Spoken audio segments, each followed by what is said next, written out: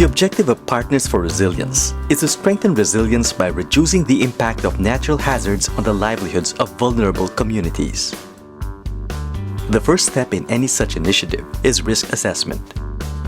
PFR uses several tools for risk assessment to help create basic understanding of a community's culture, various risks and vulnerabilities, natural resources, profile of frequent human-made and natural hazards, and its existing coping and adaptive capacities. And to view these in the context of disaster risk reduction, climate change adaptation, and ecosystem management and restoration. Because sustainability is a driving force of PFR, these tools were designed to help build the capacity of each community to think critically about their respective environments and identify their vulnerabilities and capabilities in order to enable them to develop sound, lasting solutions to natural and man-made hazards that they can implement on their own. This video is about 3 PFR project sites, how they made use of these tools for risk assessment, and the results they obtained.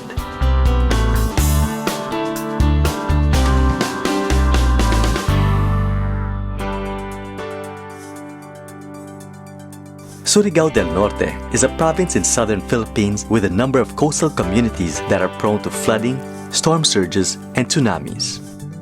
In the coastal town of Clavel, hazard mapping was utilized and facilitated by Red Cross 143 volunteers. The objective of hazard mapping is to enable members of a community to identify natural and human-made hazards that the community is at risk to, which enables them to develop appropriate solutions that address these risks.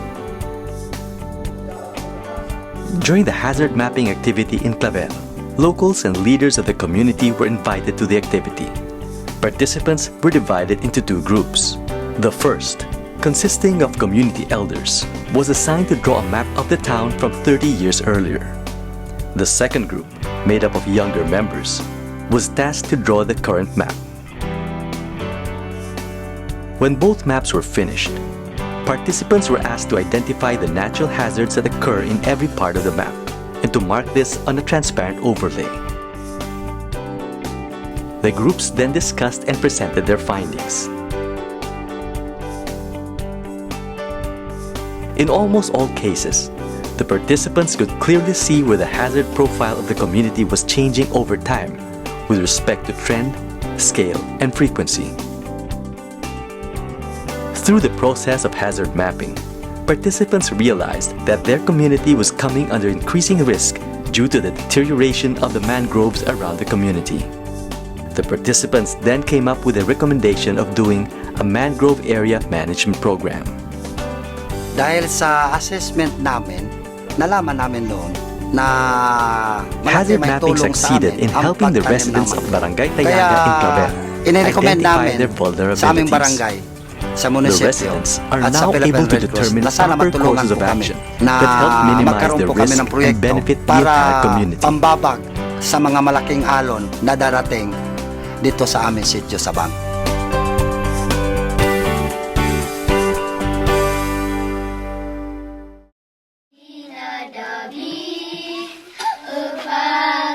In the mountainous region of the Cordilleras, the tools on risk assessment play a vital role in helping indigenous people address climate change.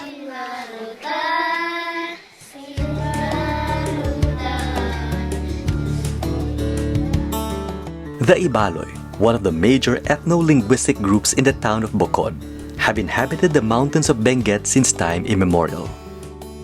But in recent years, climate change has taken its toll on the community. A landslide during a storm forced the community to leave their ancestral grounds and settle in a nearby upland area. PFR, through the Cordillera Disaster Response and Development Services, or CORDIS, introduced the community to the seasonal calendar. The seasonal calendar helps participants identify climate patterns and issues that take place over the course of a year. These findings are compared to climate patterns from the past, thus making them aware of how weather patterns have changed and affected their lives over the years.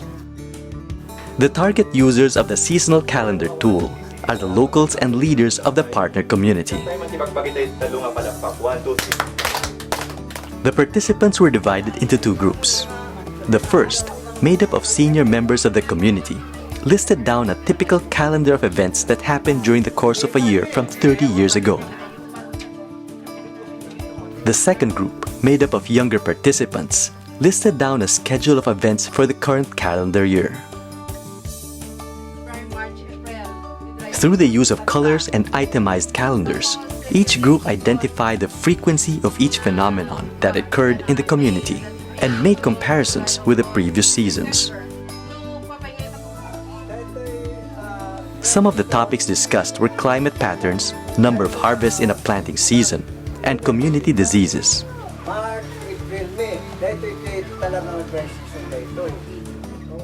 One conclusion that was derived from the activity was that erratic weather conditions due to climate change have reduced their harvest and affected their livelihood. They were also able to correlate the incidence of some illnesses with changes in the weather. There are great gains in terms of resilience for the community. We were able to observe during the recent typhoons that they really put their plans into action. And of course, they maintained their traditional practices of cooperation and community spirit. So we feel that it's moving towards becoming resilient.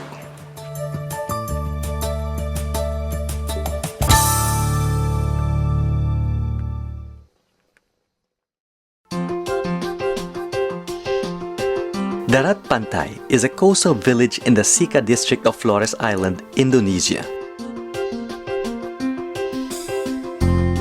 Ecosystem degradation is a major issue due to a combination of both man-made activities and natural calamities. Wetlands International works with the community in Darat Pantai to help improve their resilience. Ecosystem mapping was used to visually outline the past and existing ecosystem and the hazard trends in the community through scaled mapping. Participants are composed of village leaders and local community members who form groups representing different subjects such as livelihood, hazards, agriculture, land, mangrove, wetland disaster, and facilities. Each group identifies the topic assigned to them by illustrating on the map using symbols.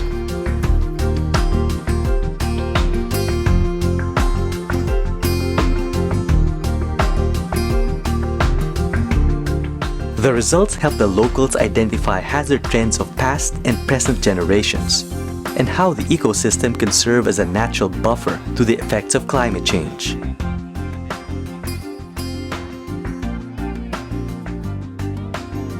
The community then began planting mangroves along the coastlines to help mitigate the impact of hazards such as typhoons in the coastal communities.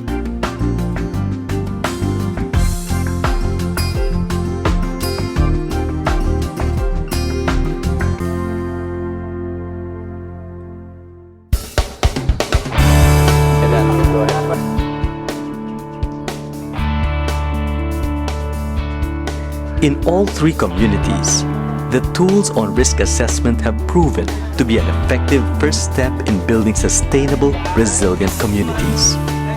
These tools also help address challenges such as the diverse mindset of different time and spatial scales within the community, and have also helped communities be aware of their existing capacities in times of disasters. The tools on risk assessment, simple but effective, and already helping many communities to rebuild their lives.